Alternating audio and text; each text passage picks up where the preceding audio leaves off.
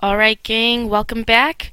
Today we are going to be covering 8.6, and that is on formulas and problem solving. So the objective of today's lesson is that we want to solve second degree formulas for a given variable. Okay, and we also want to solve problems using the quadratic equations.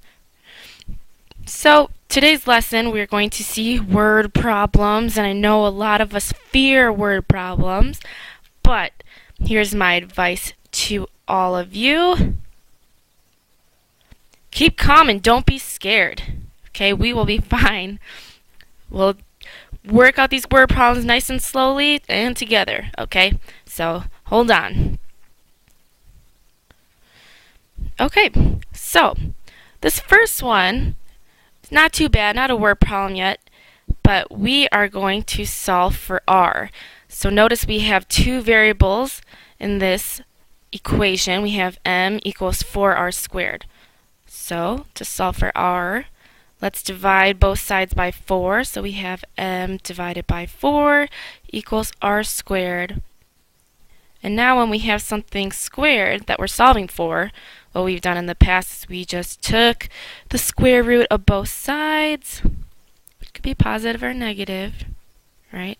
And we will have r equals positive and negative square root of m over 2.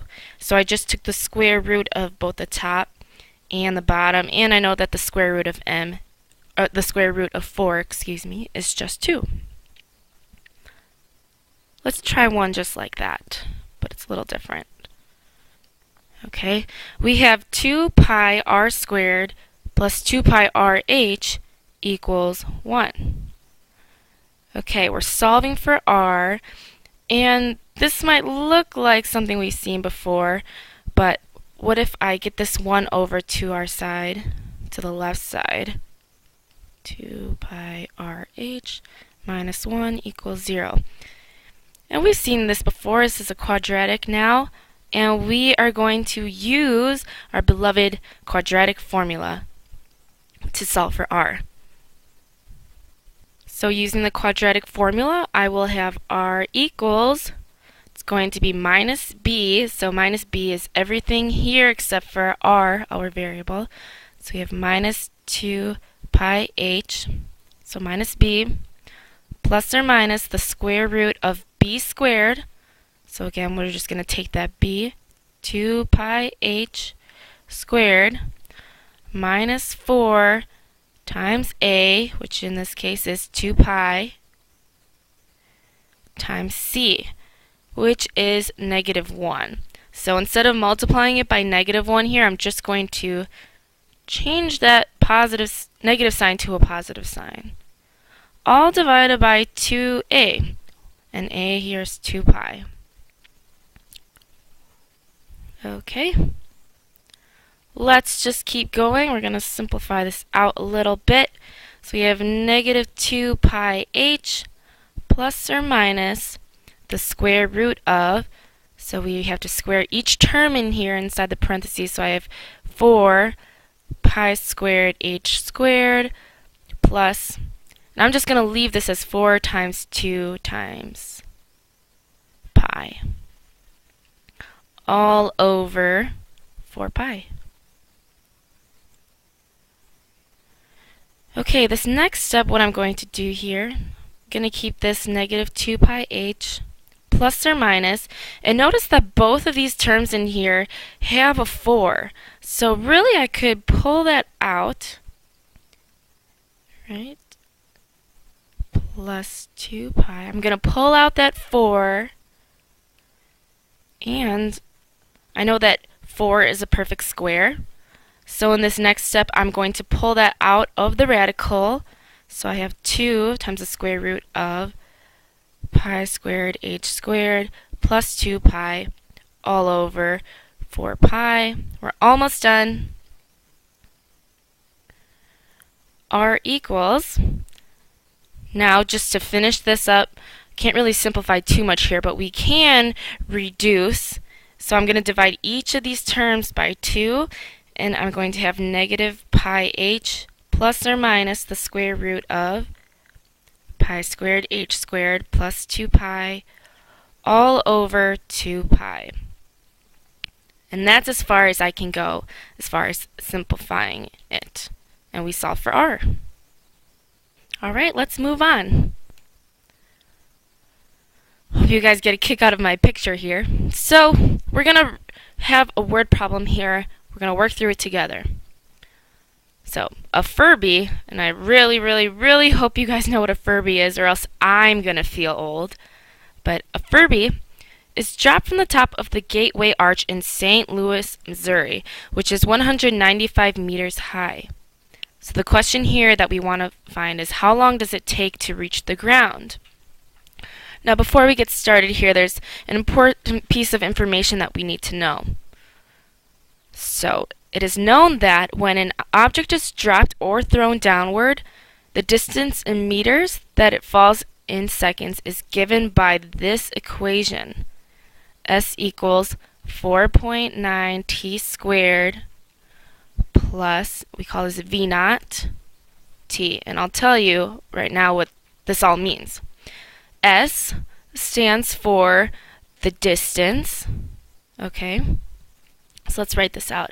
S equals distance, and in this case it's the Furby. Distance the Furby falls. Poor Furby. T is going to represent time.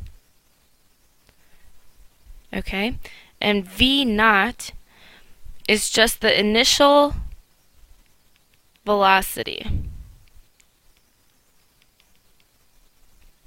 Okay, so now we can understand what all these variables mean.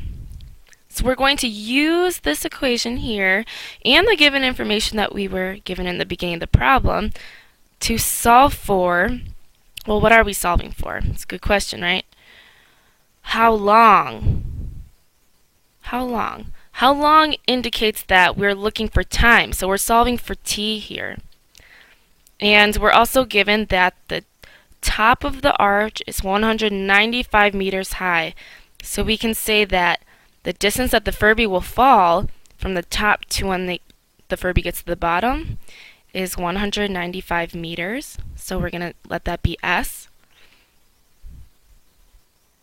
And the problem says that a Furby is dropped.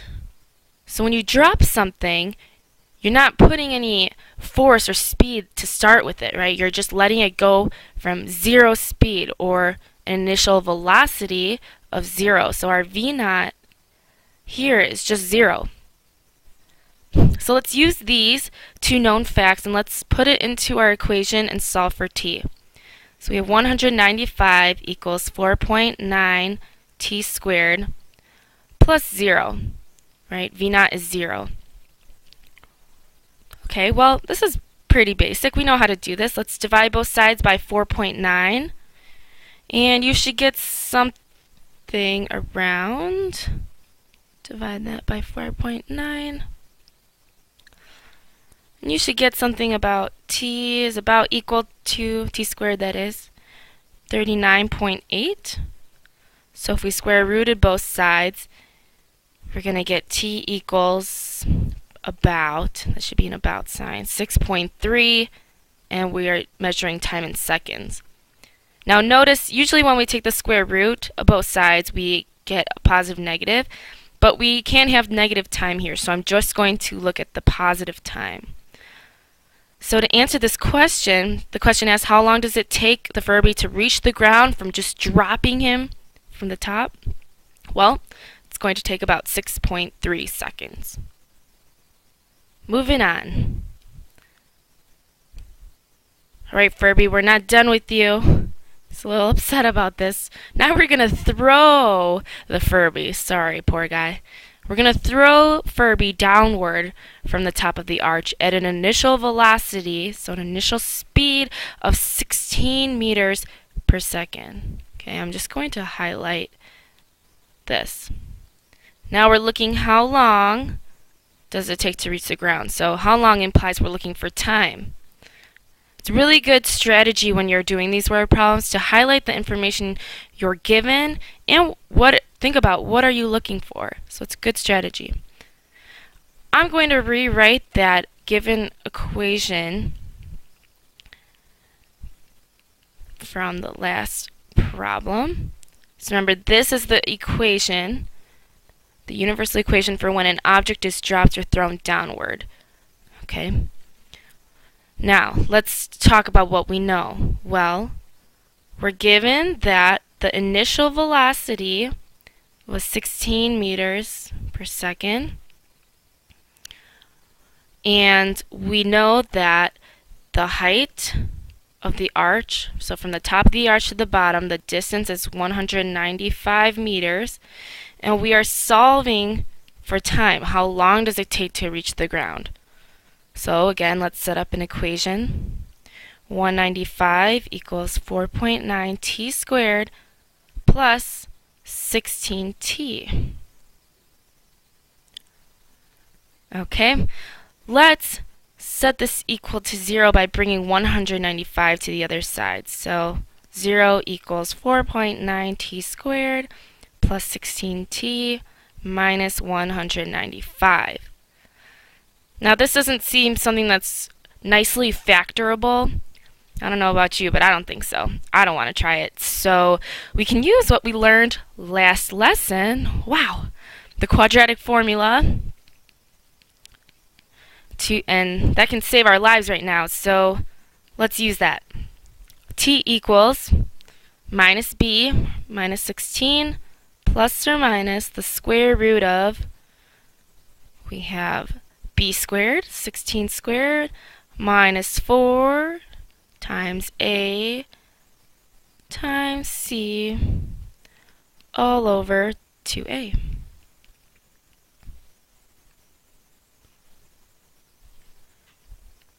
Okay, you could type all these numbers into your calculator, right? And you would get two answers. You would get a negative 8.15, and you'd also get a positive 4.88 if you typed it all in. But similar to what we did before, we're not going to have a negative time. So we're not going to look at that one. So to finish this problem, we're going to say that it would take approximately 9 seconds. And that's how we answer the problem. Did we answer it? How long does it take to reach the ground? It would take approximately 4.9 seconds. So yes, we did answer the question. Okay, we're almost done with you, Furby. Poor guy. So, how far will the Furby fall in 3 seconds if it is thrown downward from the top of the arch at an initial velocity of 16 meters per second? Whoa, that's a lot of words. So, again, my advice to you, let's highlight what we know and what we're looking for. So, the Furby's going to fall in 3 seconds, so that's our time. And he's thrown downwards, so it's not an initial velocity of 0. He's not being dropped, but he's thrown, and that's at 16 meters per second. So what we're looking for here is we're looking for how far. How far implies that we're looking for the distance. So let's just write what we know. Time, 3 seconds. Our initial velocity, 16 meters per second. And this time we're solving for our s. So, in case you guys didn't remember what this equation was, we'll write it out. Let's just plug it in. S equals 4.9. This time we're plugging in 3 for t and 16 for our initial velocity. And if you guys multiply it out, we get 92.1. And in my final answer that I'm going to box, I'm going to make sure I remember that label, meters. So we're saying after 3 seconds being thrown at a speed of 16 meters per second, he will travel 92.1 meters. Okay, great job today, everyone. Tomorrow in class, we're going to see some more word problems. Again, don't be scared. We'll be fine. Just some last thoughts. These are some helpful tips for you. So don't take these too lightly. They'll really help you on your tests or quizzes.